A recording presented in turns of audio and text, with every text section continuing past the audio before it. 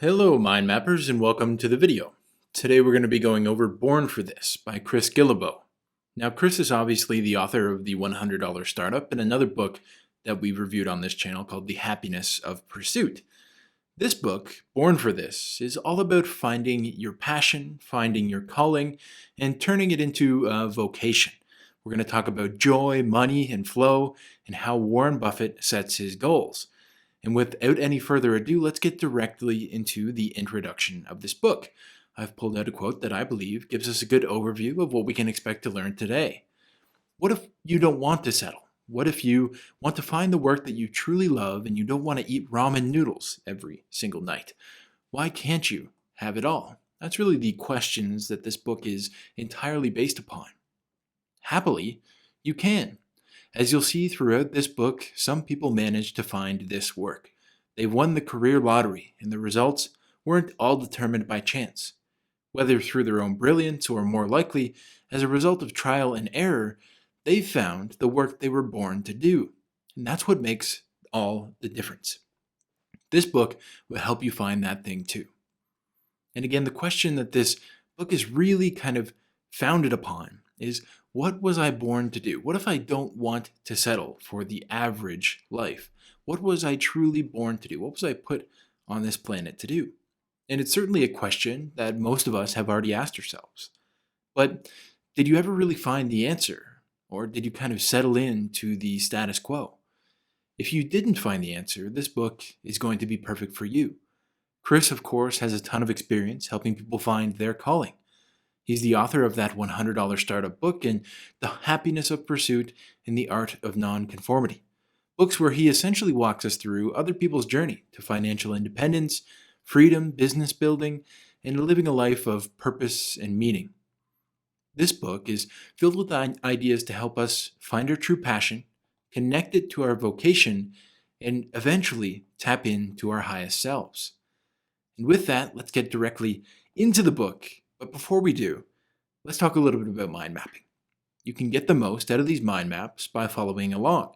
You can find the process of how I mind map plus all 50 plus mind map templates, including this one, at the link down below in the description. Following along will help you learn more, remember better, and apply these books to your life. And if you're interested in taking a little bit of a shortcut to some of my best ideas from the dozens and dozens of books that I've read on particular topics, like goal setting, like habits, like purpose, then you can get that inside of the masterclasses, all available at themindmapguy.com. Our first idea here is called Joy, Money, Flow. Despite our differences, most of us want a balanced life full of work that brings us happiness and prosperity.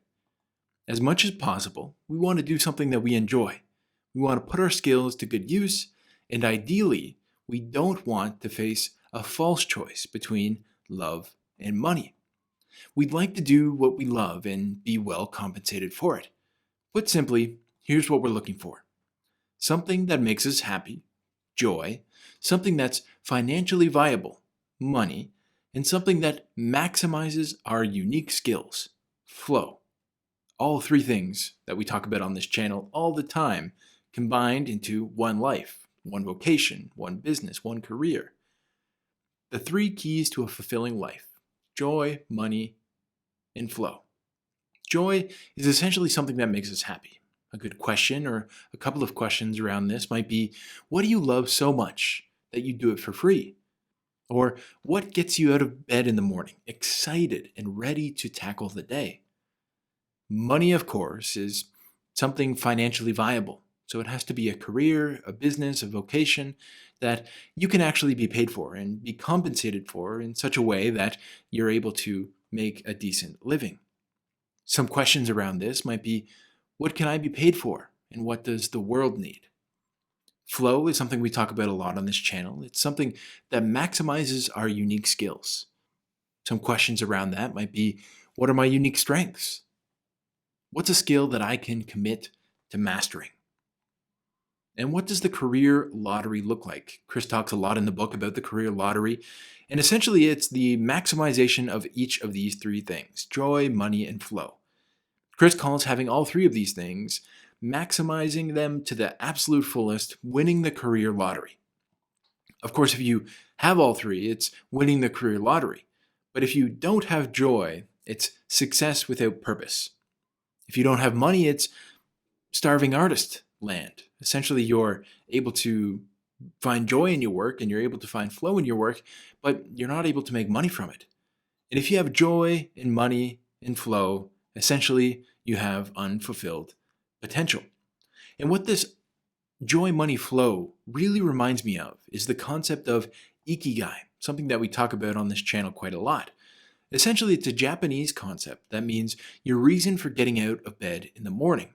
And it's kind of the convergence of these three different circles: the circle of what you love, the circle of what you're good at, the circle of what you can be paid for, and the circle of what the world needs.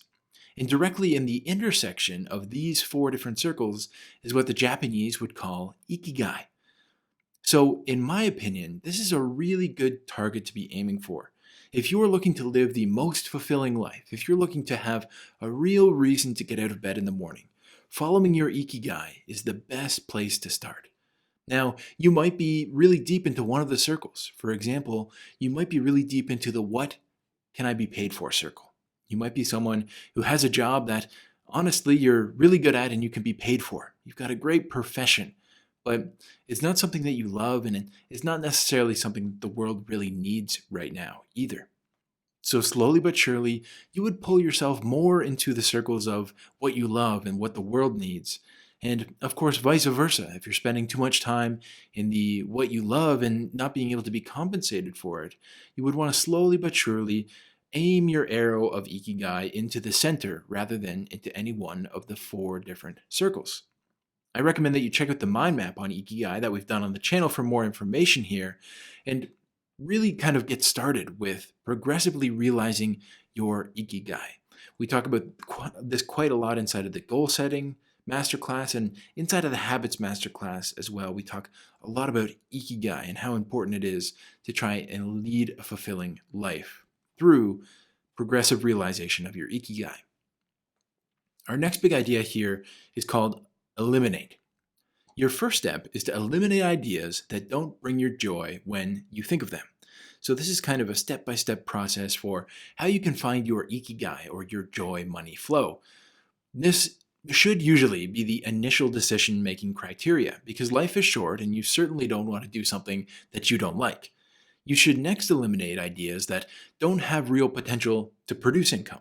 This doesn't mean that you can't do those things as a hobby, but this book really isn't about hobbies. The goal is to make career changes or start a business that brings happiness and income. Finally, you should eliminate ideas that you aren't particularly good at or where your skills aren't unique. Remember that there's more than one path, but finding your dream career isn't about what you can do. It's about what you should do. The goal isn't just to find any possible path, but to find the path that's best for you. So eliminate is all about how we find our ikigai or our joy, money, flow. And Chris's suggestion here, which I think is a really great one, is to start with the easiest part first. What don't you want to be doing, or what doesn't bring you joy? Write down a list of all the things that you need to eliminate from your life or your career or your business. If you hate working in an office, write that down. If you hate having to report to someone, write that down as well. If you hate having to do quarterly reports, write that down. So we're starting with things that don't bring us joy. And as Chris says here, life's too short, and you certainly don't want to do something that you don't like to do. Next is what doesn't have any chance of making you money. This one can obviously take some practice, especially if you're starting out in business. You might not have a ton of experience. You might not know if there's a way to make money from something that you truly love to do. A good place to start here, in my opinion, through my years in business, is by finding other people's examples. Is someone already doing some version of what you would like to do as a business or career? And if they are, and if they are being successful at it, and you can be reasonably sure that they're making money, likely it can work for you. So that's a good place to start. And the final part here, of course, is what aren't you particularly well suited for? And I tend to think that we really only get joy from doing the things that we're already well suited for, especially in particular fields. So this one is a little bit redundant if you really focus on the things that you're good at. But here's the tripwire that I see here. A field from the outside can look much different than it is from the inside. For example, actors don't spend most of their time watching themselves on the big screen or watching people watch them. Instead, it's about the hours and hours and hours of repetitive practice and memorization that they do. Are you good at that? And do you enjoy doing that? That's what you really need to be looking at. Not, do I want to be on the big screen, but do I truly love the craft and the skill of acting, and can I be good at it? So the tip here might be, look at what a day in the life of the idea you're contemplating really looks like. If you're trying to be an actor, if you're trying to start a business, would you be particularly well suited for a day in the life of that person? That's really what we want to be looking at. Of course, joy might be the big business win, or it might be like I said, essentially seeing yourself on the big screen. But the day-to-day experience is what you really need to be good at and where you need to really find your joy. So look into the day-to-day life of the career, of the business, of the idea that you're thinking about getting into. Our next idea here I've highlighted in blue because I think it's extremely important, and it's something that in business, this was probably the number one lesson that I ever learned in starting my own business. Plan A. Plan A. When I first started out in business, I used to say things like, screw the backup plan. I definitely said this in the very beginning as well, but backup plans are for wimps, they would have said, right? But now I know that this isn't usually the greatest idea. Backup plans don't make us wimpy, they actually allow us to take on more risk.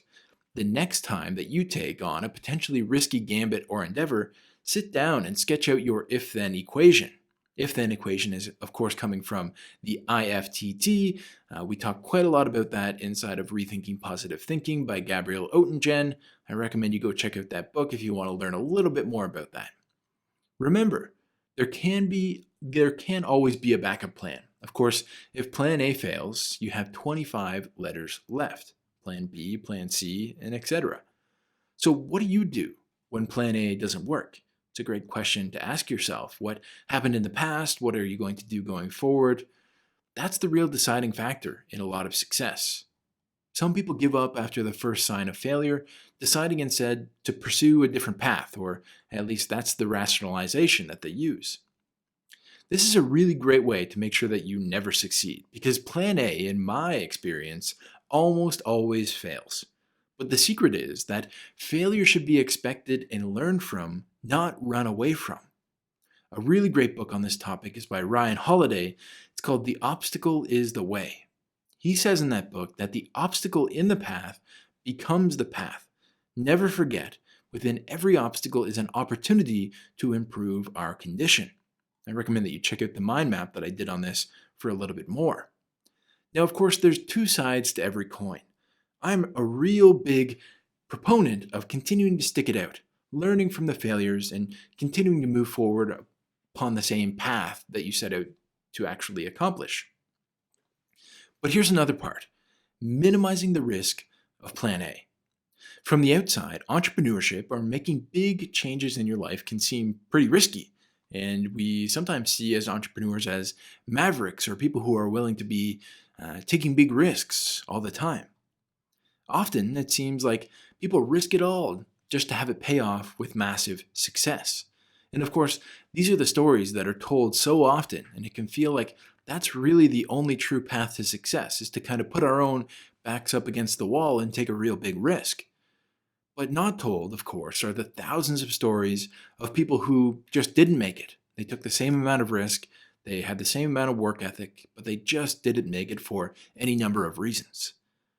So the question here would be, how do we make sure that we're likely to become the one who's successful and not the one who didn't make it? Well, first, of course, is we have to actually take the shot. There are even more stories of those of us who sat on the sidelines and never decided to actually take the first shot. But then, of course, the next step is to minimize our risk, and that's where the backup plans come in. There's no need to push your back up against the wall in order to succeed. It's simply not the case. Each of the businesses that I've started, I've had backup plans. Now, when I first started my very first business, I thought that, I should just take complete and total risk. But of course, I was a risk averse person, so I never ended up actually taking a big risk. I started all of my business, all of them, with essentially no money down and self-financed. When I first started my personal training business, I went to garage sales and bought used weights from people that had a mismatch of different weights that they had bought over the years. I purchased those, I threw them in the trunk of my used car, and I trained people in local parks. And often, I worked another job while I first got started in my other businesses. The only business that I didn't work another job with was essentially the business that I made right before this, which was my marketing business. I had closed down my gym, I had sold off my clients, and essentially I went directly into my marketing business, and that was my next kind of endeavor. That was the biggest risk I ever took, and if I went back, I would have hedged my bets. I always have had an emergency fund in the bank of over a year's worth of expenses. I never will let my bank account go below that 1 year of expenses, especially when I'm taking risks in business. I make sure to kind of stock up for a few months before I go into it. I always made sure to keep connections and skills so that if the worst possible case could happen where I absolutely failed in business, I could always go back to my old jobs. Remember, I started with essentially no money in each of the businesses, and they were almost all self-financed, so it wasn't like I had a big financial risk. This is how I've been able to stay an entrepreneur for so long, because failure certainly does happen along the way. I mean, luckily, I haven't had to rely much on any of those items, but certainly they were nice to have there. Especially in the beginning, they were really life-saving, not because I needed to rely on them, but because I knew that I had them. I don't know that I would have been able to take the type of risks with my careers and with my businesses had I not had those things in my back pocket. Had I not known that worst case scenario, I was going to end up completely and totally safe. Our next idea here is called Buffett. According to legend, Warren Buffett once asked a struggling friend to write down his list of goals this way. Number 1, first make a list of the top 25 things you'd like to do in life. Number 2 is next circle the top 5 things from that list. Choose wisely. Number 3 is to discard the other 20 items. Work only on the tasks that relate to your top 5 goals. The principle here is that you can't work on 25 important things at once. You might think that the other 20 are still important, just not as important as the top 5. But no, Buffett's advice is to run away from the non-circled items as fast as you can. By choosing only 5 life goals, you'll be far more invested in achieving them. So not only are we circling the 20 and saying, okay, these aren't quite as important, but what we're doing is we're actively running away from them. If it's not in our top 5, I actively do not want to pay any attention to any of the other things that I had on my list. And really for me, this is a great goal setting exercise. This is perfect for someone like me that has a million different ideas a day. If you have a bunch of different business ideas, a bunch of different ideas for little products and stuff like that, you have got to do this goal setting exercise. Really, it's not even a goal setting exercise, in my opinion. It's kind of just like a reality check. What ends up happening is we have this long bucket list of items, or we have a big kind of to-do list that has a ton of things that we want to accomplish. And spreading out our energy, time, and resources over 25 items, or maybe even more, for example. One of 2 sacrifices, of course, has to be made long term. Number 1, you can eliminate 20 of those items and focus on the 5 most important, as Warren Buffett suggests. But number 2, which is the one that previously in life, and I know a lot of other people probably watching the channel are taking, is that you can focus on all 25 and either not accomplish any of them or have those 25 only be very, very small things. Of course, we can't always accomplish 25 big things, but 5 truly life-changing things is something that we can do. Now, if you're following along with the mind map, I recommend that you write down your list. Take some time, brainstorm 25 ideas that you have for your life or for business, and then strike out the least important ones until you're left with the 5 most important. And I would say that going into our next point called give up, we're going to talk about how it might be okay to give up on some of those 5 every once in a while. But just be careful, because what you could do is easily create a revolving door with those 5. And kind of as soon as you're done with the one, you can move the next one in and move the next one in and move the next one in. But I would say be reasonably steadfast in those 5 goals. Be reasonably targeted, and don't let yourself change too much from those 5 things. Because if you do, of course, your focus is just as scattered as if you kept the 25 on the list. Our final point, covered in blue, highlighted again because I think it's so important, is give up. Sure, you miss all the shots that you don't take, but maybe you shouldn't take some of those shots in the first place. And if you miss shot after shot, eventually you'll get benched, and you won't have the same opportunities. Don't just try again. In other words, try something different. Winners never quit is another misguided assumption. Of course, this book is full of them. Real winners quit all the time, sometimes right before they go on to win the lottery. Seeing failure for what it is tough. When we're motivated, we see failure as something that we should kind of continue to butt our heads up against, right? The obstacle is the way, as we talked about before, but we try again, and we never give up. Of course, we watch some motivational videos on YouTube, and then we kind of keep coming back to it. And this is what's portrayed in those stories that we spoke about before.